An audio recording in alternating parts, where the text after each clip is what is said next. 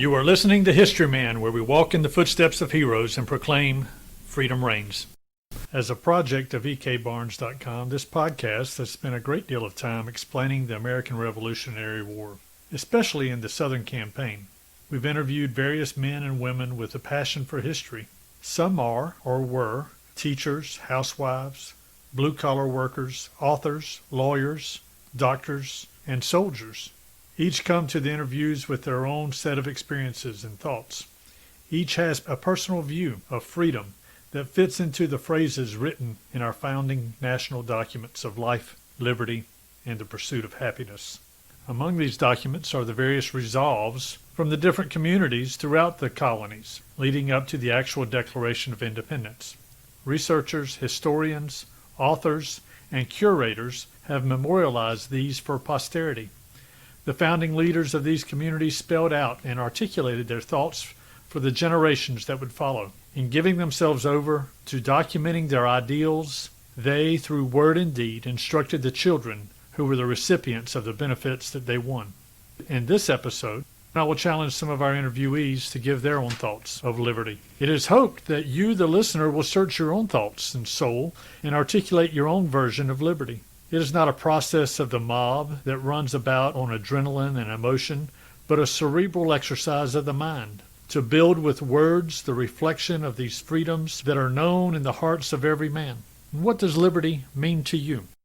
All right, so how would you define freedom yourself? How would you, personally, Rick Wise, define freedom?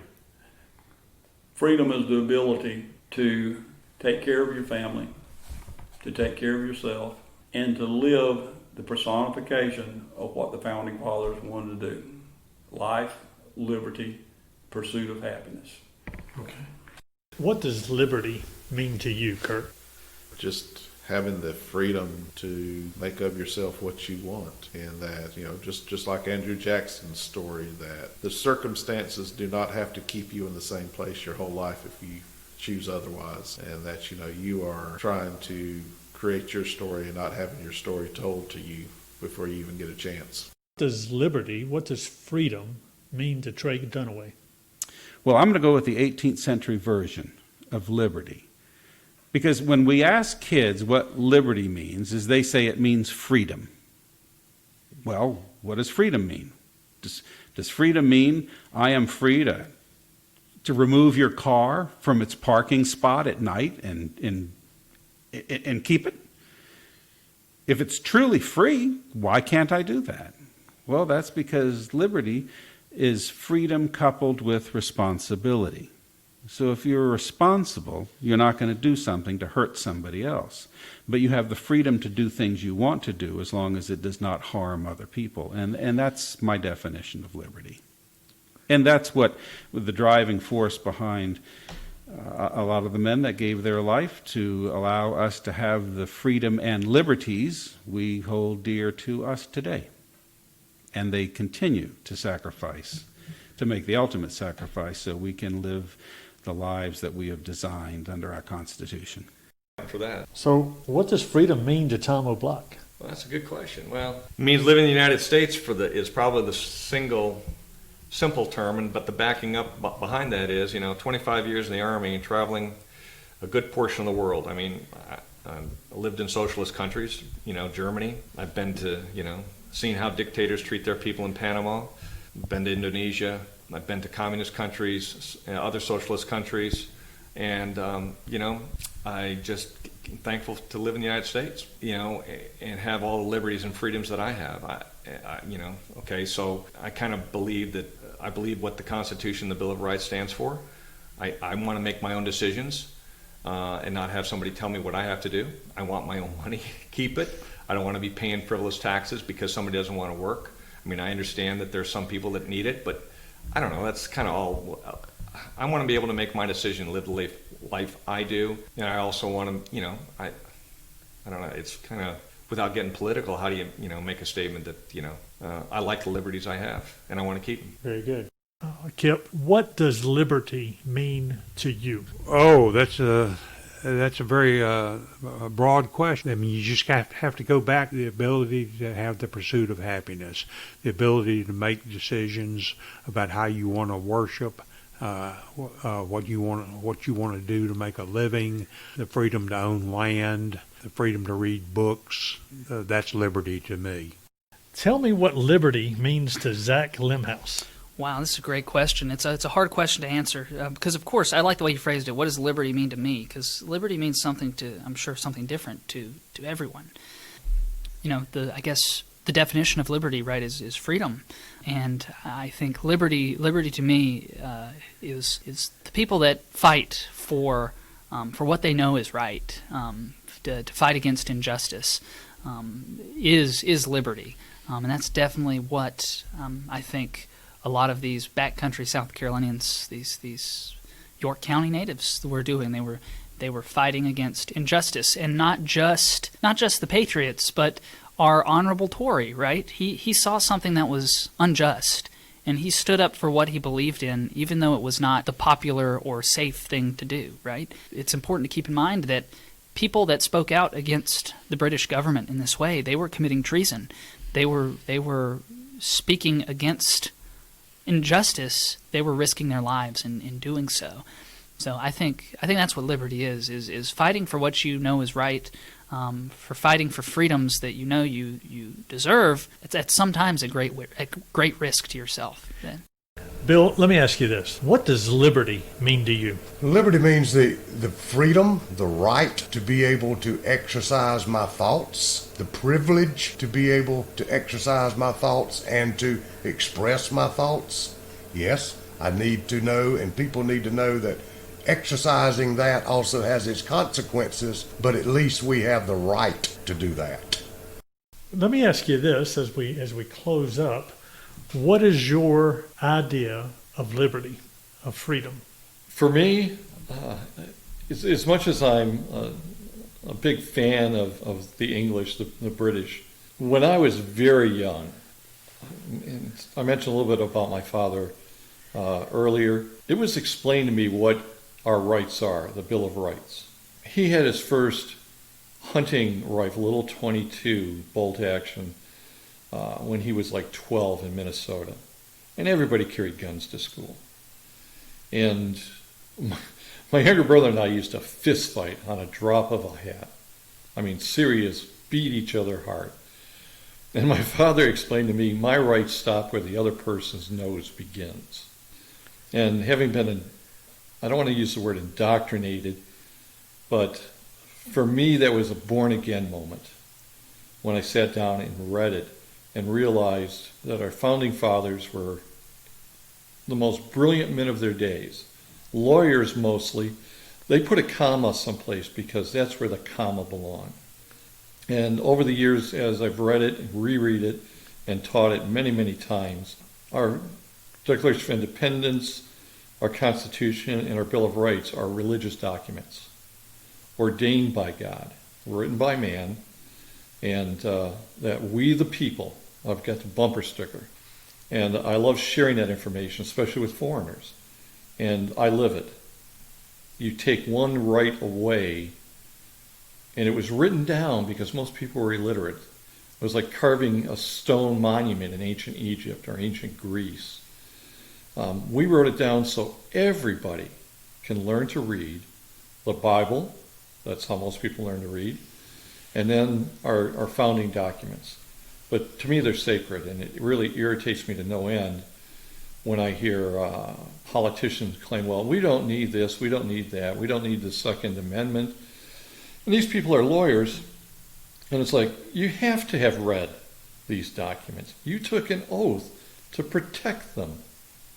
And as a politician, your political oath specifically states, you will honor and protect the Constitution of the United States and the state of South Carolina Constitution, which I had to do when I joined the South Carolina National Guard. And to me, those are sacred vows. And foreigners, I love that. I still carry around the Boy Scouts of America pocketbook of the Constitution and Bill of Rights and pass those out for new people that I'm honored to have decided to come to the States legally. But yeah, for me, it's a sacred trust. I'll fight for it. Your tax scholars trained me, and I'm quite willing, to man the barricades like so many others before me have done for their rights.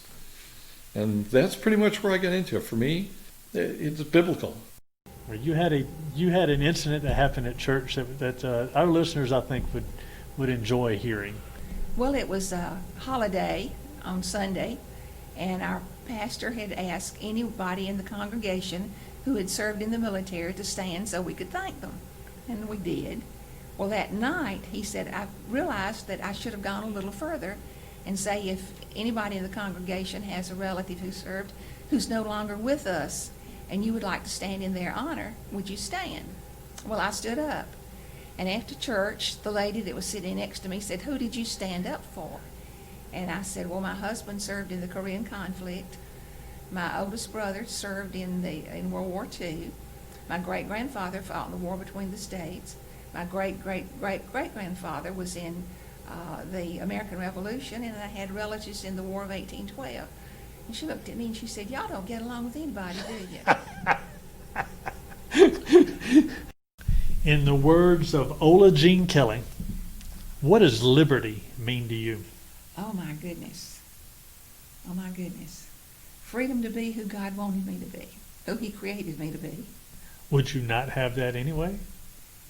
I can think of situations where that wouldn't be possible, but it is now. I'm very grateful for that. So what does liberty, what does freedom mean to you? So I think I subscribe to the Edwin Burkean view of freedom, which is essentially the freedom of life, liberty, and the pursuit of happiness, and freedom from government constraint, except where necessary, in the common good. And that's the debate, right? What is the common good, and how much can the government impose upon one? What does liberty mean to you? There's so many different things. Coming from a veteran who has seen 20 years in special ops, I've actually been in a place, I've seen the liberation of Mosul. Okay. I've seen when you see an oppressed people finally breathe fresh air that's legitimately called free, makes it worthwhile. To me, that's liberty, whether it's on our side or another side. The fact that you can stand as a human being, whatever you want to be, and say, I am truly free to make my own choices, to make my own way, to support what I want to do. That's liberty. If you have to always answer to somebody, if you always got to ask permission, are you truly free? That's liberty. And I've seen it unfold. And I believe is what my ancestors and those in the American Revolution seen when they heard that, especially down here on December 14th, when the British finally took that last step off the dock and got on their ships and sailed away, when they can truly say that South Carolina is free, they were truly free.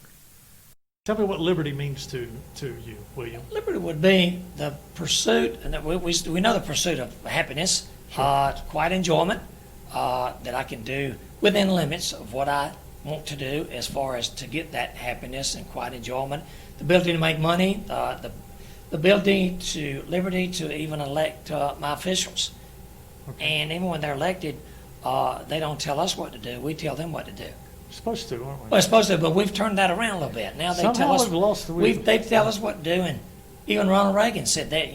We tell you what to do. You don't tell us what to do because we elected you. But I think it means quiet enjoyment and the freedom to enjoy what you're able to make, what you're able to earn. And I mean it's amazing that we in our country we seem to have it. Well, we've got the group here now that seems to want to undo all that. What does freedom mean to you? What does freedom mean to Cindy Day? To me, it means that I can come and go as I need to without fear. I can vote as I feel led to vote without repercussions. I don't have to worry about my family being harmed because I know that nobody's going to come and get them and take them away for some crime that they may or may not have committed. Okay. as in other countries happens. Sure. You speak your mind, you may end up in prison. It's not only that in other countries. If you speak your mind, you may end up in prison and your family may end up in prison. Yeah. Right? Yeah. So we can voice our opinions without repercussion. Okay. We have the right to bear arms. And I know there's a lot of controversy over that, but we are guaranteed that right. What does that mean to you, though? To me, that means if I wish to own a weapon, I can, and do the protocol and the paperwork and being straight up about it. But if I choose to own a weapon, then I can. Because our founding fathers and our patriots fought for us to have that right. What does liberty mean to Roselle Bramlett? Well, to me, liberty is the ability to worship and live as I want to without my freedoms infringing on anyone else's. What does liberty mean to John Parker? It means the same as what's in the Bill of Rights, the first 10 rights. The freedom of speech, the freedom to practice religion the way you want to, the freedom of assembly, all of that. The Declaration of Independence was the prelude to our Constitution and to the Revolution. In one of the pension applications, a captain from York County related that they were on the way to Florida from South Carolina. They departed over in Edgefield County from the Pinewood House, and they were on their way to Florida. They got down into Georgia about 60 miles at a river when a courier was spotted on the north side of the river. So they stopped and wait for the dispatches to get to General Williamson. In that dispatches was a copy of the Declaration of Independence. General Williamson had it read to his officers, and he was so impressed with it, he had it read to everyone in the Army. And the way they did that, they had Captain, I believe it was Lacey, stood on top of a horse, a gentle horse that was led over and held. He stood on the saddle so he would be above everyone else. They made a hollow square for the horse, and he read the Declaration to the whole Army. Afterward, the person in his application stated there was much firing of muskets and cheering at the reading of the Declaration.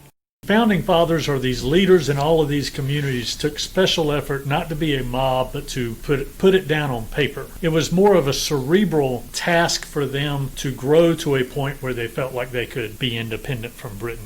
Yeah, I think so. I mean, I'd say it slightly differently, which is, to put a modern spin on it, in the year 2020, many of the political debates we were having ultimately boil down to your view of principles or writings that were set down in the Revolutionary period and whether we still subscribe to them or don't, and what they meant, and were they properly written, were they too narrow? And that's all the debates that are going on in one way or the other right now. So without an understanding of, what did Madison mean when he wrote this? Why did they set up the Electoral College? What does it mean to be free and independent?